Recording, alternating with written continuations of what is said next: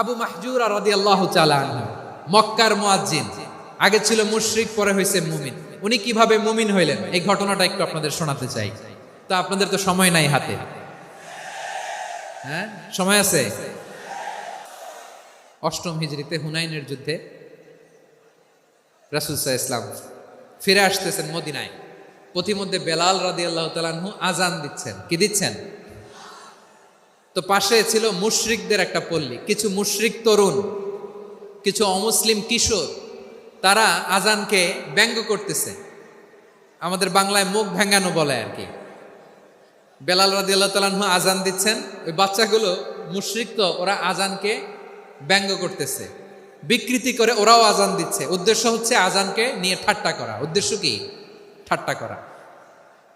ব্যাপারটা মনে কষ্ট পাওয়ার মতো ব্যাপার না? কিন্তু বিশ্বনবী ওইখানে দেখেন কি খুঁজলেন। বিশ্বনবী খেয়াল করলেন অমুসলিম কিশোরদের মধ্য থেকে একটা কিশোরের গলাটা বড় দরাজ গলা, কণ্ঠটা বড় সুন্দর। খেয়াল করে দেখলেন যে কিছু কিশোর বেলালের আজানকে ব্যঙ্গ করে, বিকৃতি করে, কিন্তু একজনের কণ্ঠ দেখতে পাচ্ছেন না এত দূরে, কিন্তু কণ্ঠটা বড় সুন্দর, দরাজ গলা। বিশ্বনবী সাহাবীদেরকে বললেন, ধরো এগুলারে, ধরো। সবগুলারে ধরে বিশ্বনবীর সামনে আনা হলো। ওরা হাঁটু গেড়ে বসলো। বিশ্বনবী বললেন, তোমাদের মধ্যে কে যেন ব্যঙ্গ করে আজান দিচ্ছিল, তার গলাটা বড় উঁচু, গলার বেসটা বড় মজবুত, মেলোডিয়াস, সুমধুর কণ্ঠ। কে? আবু মাহজুরা বলে, আমার বন্ধুরা সবাই আমার দিকে আঙ্গুল দেখায়, আমি পড়ে গেছি বিপদে। রাসূল সাল্লাল্লাহু আলাইহি ওয়াসাল্লাম বাকি অমুসলিম তরুণদেরকে ছেড়ে দিলেন, বললেন তোমরা যাও। এবার আবু মাহজুরারে পাইছে। আবু মাহজুরার চুলের মধ্যে হাত দিলেন বিশ্বনবী, মাথায় হাত দিয়ে বললেন, এবার আজান দাও দেখি। আবু মাহজুরা বলে, আমি তো আজান দিতে জানি না, কারণ আমি তো বেলালেরটা শুইনা দিছি, আমার তো মুখস্থ নাই, আমি তো আজান দিতে জানি না। বিষ্ণু বললেন, জানো না? তাহলে আসো, আমি তোমারে শিখাই দেই। সুবহানাল্লাহ পড়ো। আবু মাহজুরা হাঁটু গেড়ে বসে বিশ্বনবীর মোবারক হাত আবু মাহজুরার চুলের মধ্যে। বিশ্বনবী আজানের মুআল্লিম আবু মাহজুরাকে বলতেছে, ঠিক আছে তোমারে শিখাই দিচ্ছি, আমি যা যা বলবো আমার সাথে সাথে বলো, পারবা? আবু মাহজুরা বলে, পারবো। বিশ্বনবী আজান দিচ্ছেন মাথায় হাত দিয়ে, আল্লাহু আকবার, আল্লাহু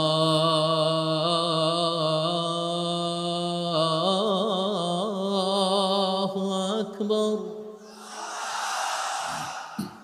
আবু মাহজুরা এই বাক্যটা পড়লেন। বিশ্বনবী দ্বিতীয় বাক্য পড়তে আরম্ভ করলেন, আল্লাহু আকবার,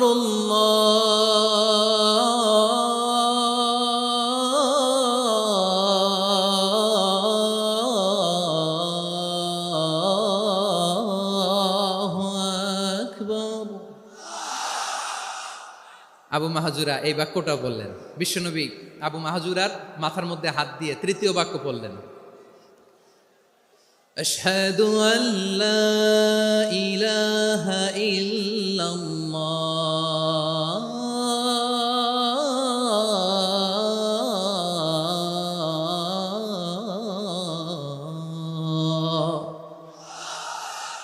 আবু মাহজুরা তৃতীয় বাক্য পড়লেন। বিশ্বনবী একটা বাক্য পরে আবু মাহজুরা পরে, বিশ্বনবী পরে আবু মাহজুরা পরে। আবু মাহজুরা কিন্তু অমুসলিম, মুশরিক। আবু মাহজুরা বলে, এক একটা বাক্য পড়ি আমার কলিজাটা গলে ঠান্ডা হয়ে যায়। এতদিন মোহাম্মদকে গালি দিতাম, এখন মোহাম্মদ আমার মাথায় যখন হাত রাখছে আমার সারা শরীর ঠান্ডা হয়ে গেছে। বিশ্বনবী আজান শেখাচ্ছেন, একটা একটা বাক্য পড়ে আবু মাহজুরাও পড়ে, বিশ্বনবী পড়ে, আবু মাহজুরাও পড়ে। পুরো বাক্যগুলো যখন শেষ, আজান শেষ, আবু মাহজুরাও যখন পুরো আজান পড়লেন, আবু মাহজুরা বললেন, এতদিন মোহাম্মদের চেহারা দেখলে আমার ঘৃণা লাগতো, আজ থেকে মোহাম্মদের চেহারার চেয়ে প্রিয় চেহারা আমার কাছে নাই।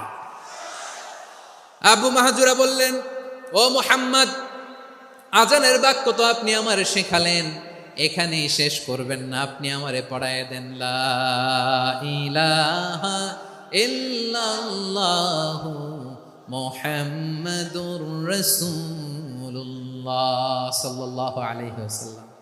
বিশ্বনবীর সাথে দাঁড়িয়ে উনি শাহাদা পড়ে মুসলমান হয়ে গেলেন। এবার আবু মাহজুরা বলে, ইয়া রাসূলুল্লাহ, ইয়া হাবিবাল্লাহ, আমি মুমিন হয়েছি, মুসলমান হয়েছি,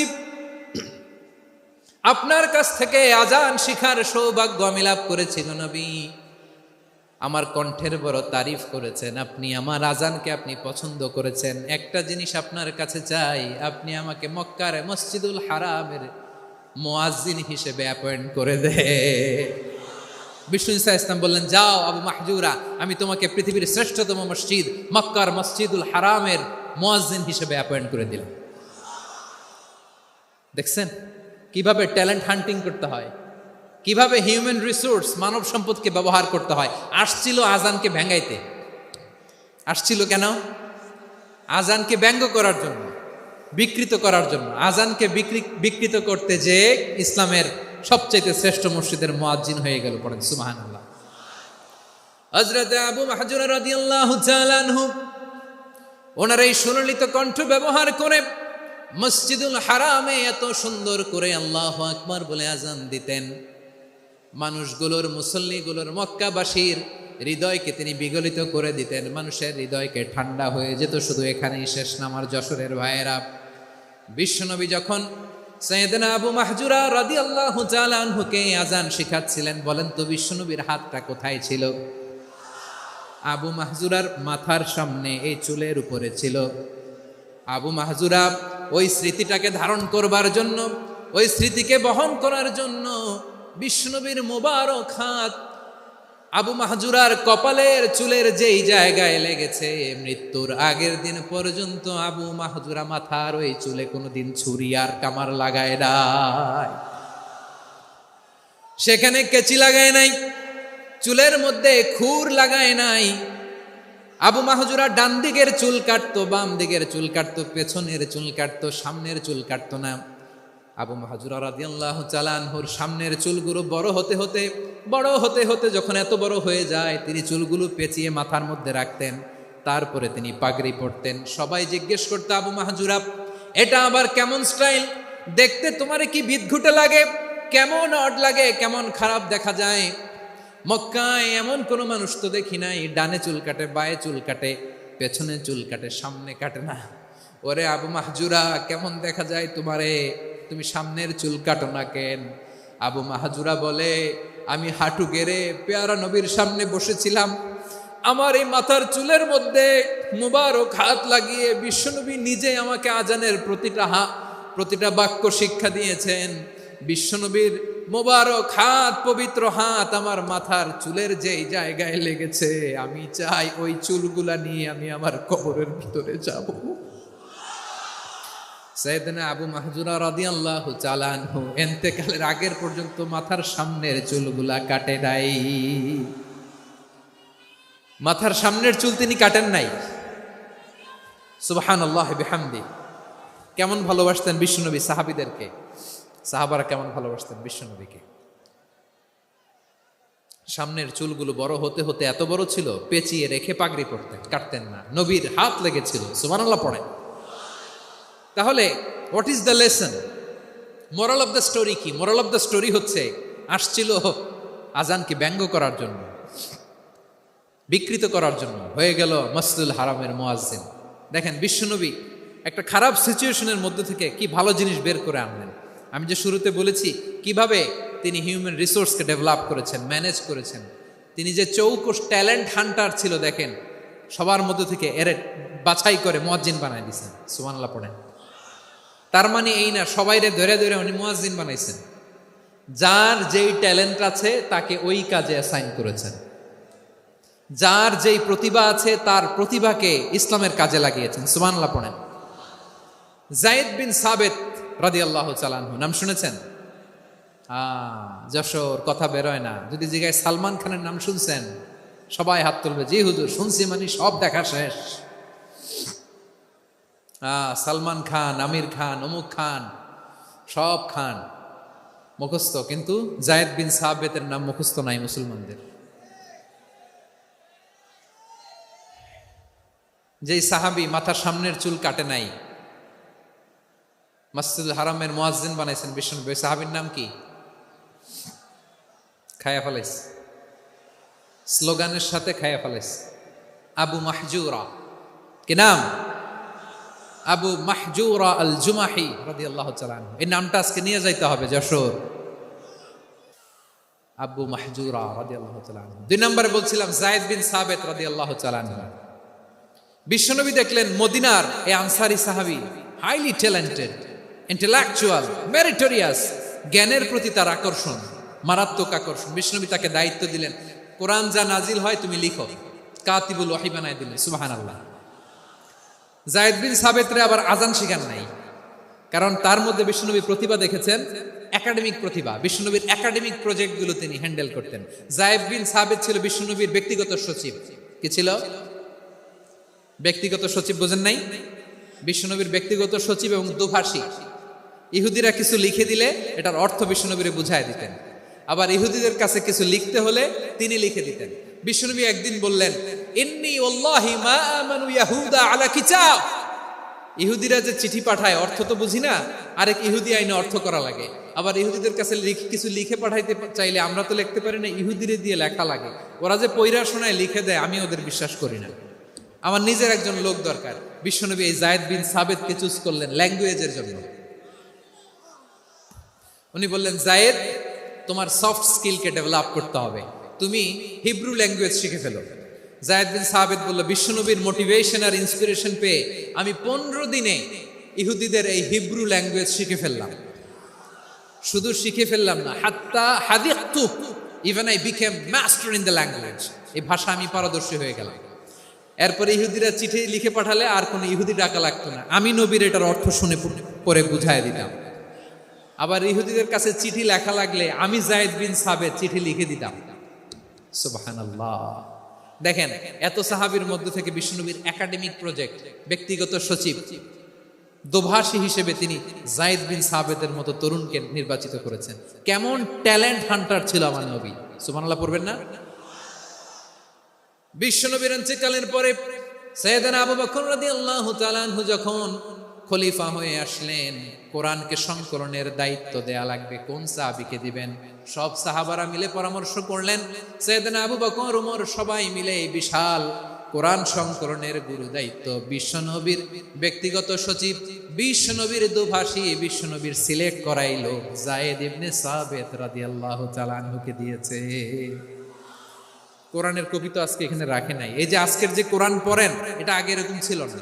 কোরআন নাজিল হলে সাহাবারা চামড়ার, ওটের চামড়ায় লিখে ফেলতো, ওটের চ্যাপ্টা হাড্ডির মধ্যে লিখে ফেলতো, গাছের গুড়ির মধ্যে লিখে ফেলতো, বিভিন্ন জনের কাছে ছড়ানো ছিটানো ছিল।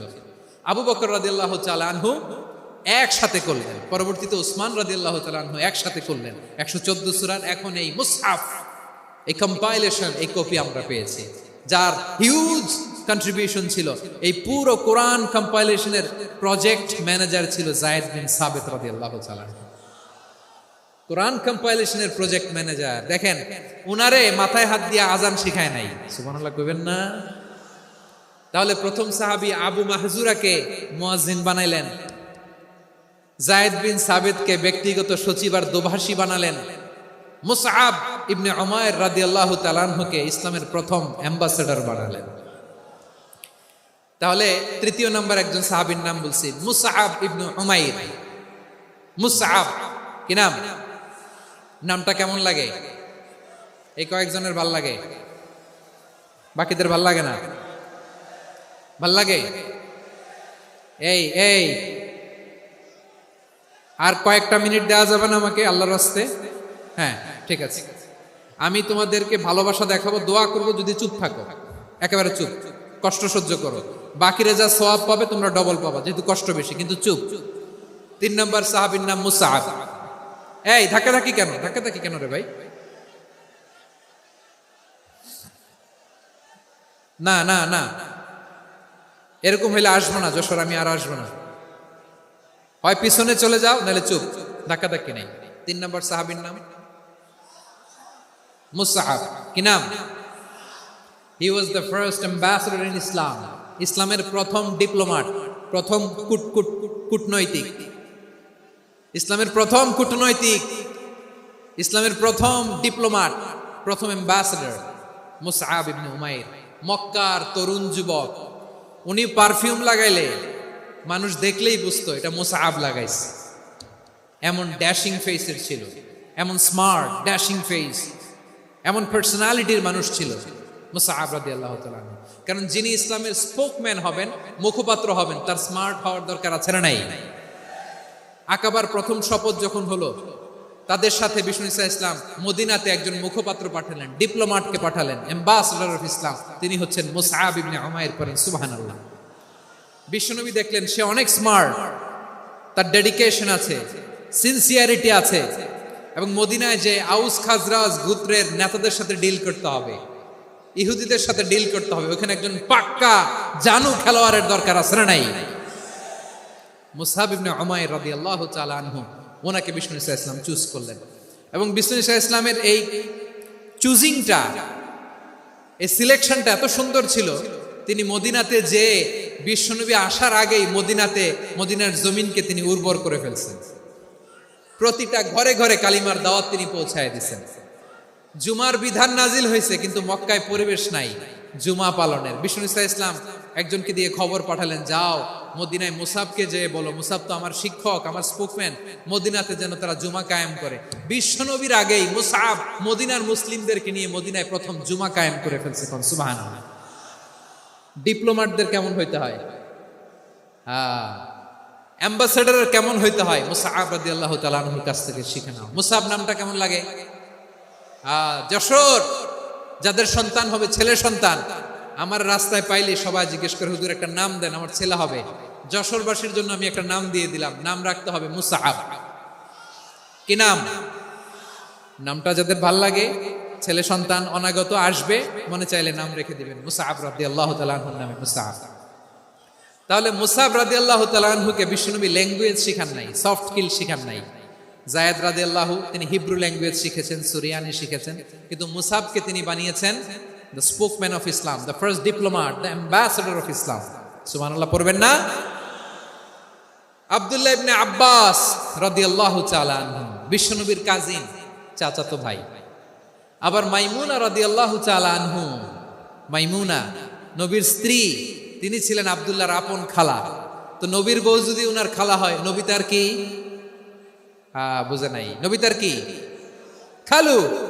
তাহলে সম্পর্ক অনেক গভীর, কাজিন আবার খালু, ছোট্ট মানুষ, তাই রাতে মাঝে মাঝে ঘরে থাকতো। বিশ্বনবী দেখলেন আব্দুল্লাহ যেহেতু আমার ঘরে ঢুকতে পারে, আব্দুল্লাহরে এই উম্মতের বড় শিক্ষাবিদ বানাইতে হবে। কথা বোঝে নাই? আব্দুল্লাহকে কি বানাইতে হবে? শিক্ষাবিদ, এডুকেটর অফ দিস উম্মাহ, এই উম্মার শিক্ষাবিদ বানাইতে হবে। তাই আব্দুল্লাহ ইবনে আব্বাসকে বিশ্বনবী হাতে কলমে শিক্ষা দিয়েছেন।